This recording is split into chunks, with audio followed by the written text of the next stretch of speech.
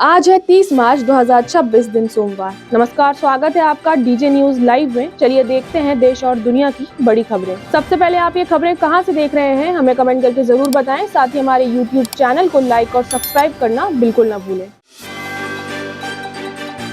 देश में ईंधन संकट की आशंकाओं के बीच बड़ा फैसला लिया गया है। अब राशन दुकानों के साथ साथ पेट्रोल पंपों पर भी केरोसिन मिलेगा। हर जिले में 2 पंप चुने जाएंगे जहां 5000 लीटर तक स्टॉक रखा जा सकेगा।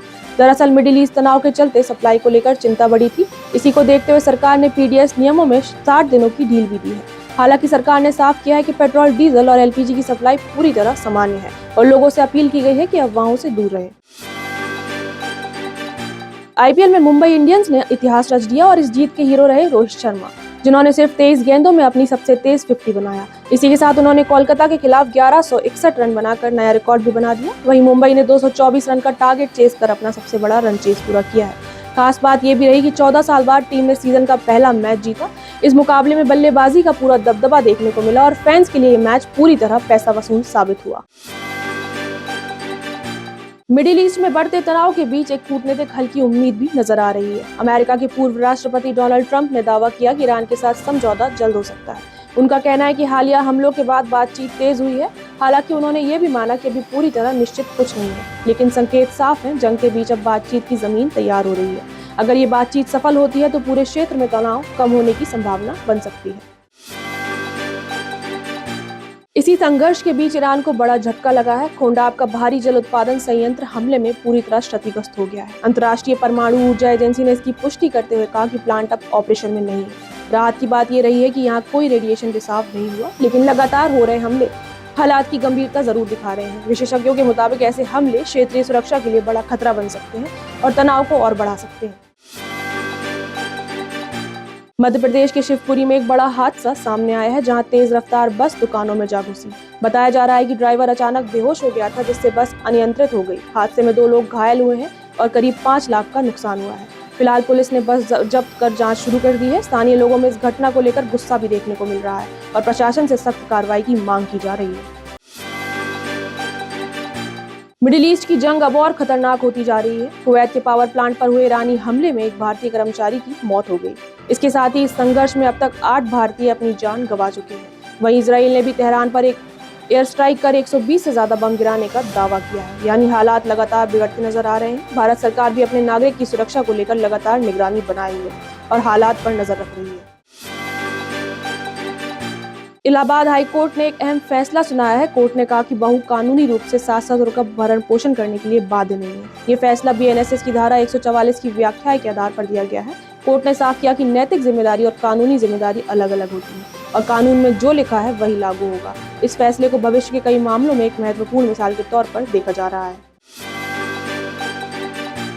उत्तर प्रदेश के गाजीपुर में एक चौंकाने वाला मामला सामने आया है, जहां एक व्यक्ति 2 साल तक फर्जी तरीके से बैंक क्लर्क की नौकरी करता रहा, लेकिन बायोमेट्रिक जांच में उसका सच सामने आ गया। शक है कि उसने किसी और से परीक्षा दिलवाई थी। फिलहाल आरोपी को नौकरी से निकाल दिया गया है और मामले की जांच जारी है। पुलिस अब ये भी पता लगाने की कोशिश कर रही है कि इस पूरे फर्जीवाड़े में और कौन कौन शामिल था।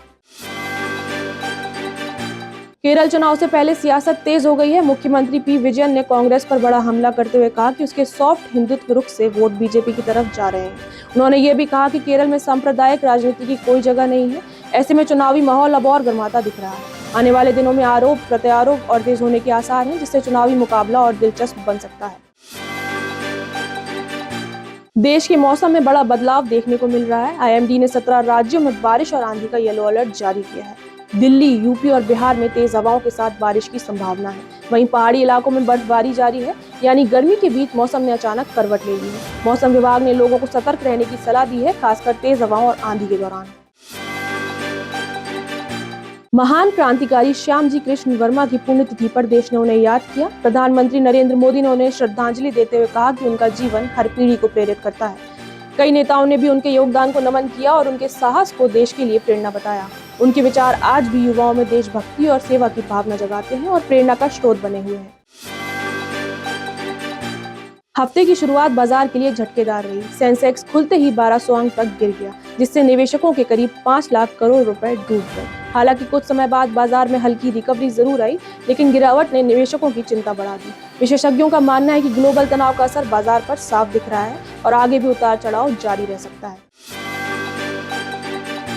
जहां एक तरफ फ्यूल संकट की आशंका है, वहीं दूसरी तरफ ईवी कंपनियों की चांदी हो रही है। बढ़ती कीमतों के चलते ई कॉमर्स कंपनियां तेजी से इलेक्ट्रिक वाहनों की ओर बढ़ रही हैं। इससे लागत कम हो रही है और मुनाफा बढ़ रहा है, यानी संकट के बीच एक नया अवसर भी तैयार हो रहा है। कंपनियां अब चार्जिंग इंफ्रास्ट्रक्चर बढ़ाने पर भी जोर दे रही हैं ताकि इस बदलाव को और तेज किया जा सके। देश भर में बम की फर्जी धमकियां भेजकर दहशत फैलाने वाला आरोपी गिरफ्तार कर लिया गया है। उसने 1100 से ज्यादा मेल भेजे थे। जांच में सामने आया है कि वो बेरोजगार था और मानसिक तनाव से गुजर रहा था। फिलहाल पुलिस मामले की गहराई से जांच कर रही है। इस घटना के बाद सुरक्षा एजेंसियों ने भी सतर्कता बढ़ा दी है और साइबर निगरानी को और मजबूत किया जा रहा है। संसद के बजट सत्र में आज नक्सलवाद पर चर्चा हुई। गृह मंत्री अमित शाह पहले ही कह चुके हैं 31 मार्च 2026 तक देश को नक्सलवाद मुक्त बनाने का लक्ष्य है। ऐसे में अब इस मुद्दे पर सरकार की रणनीति पर सबकी नजर बनी हुई है। विपक्ष भी इस मुद्दे पर सरकार से जवाब मांग रहा है, जिससे संसद में बहस और तेज हो सकती है।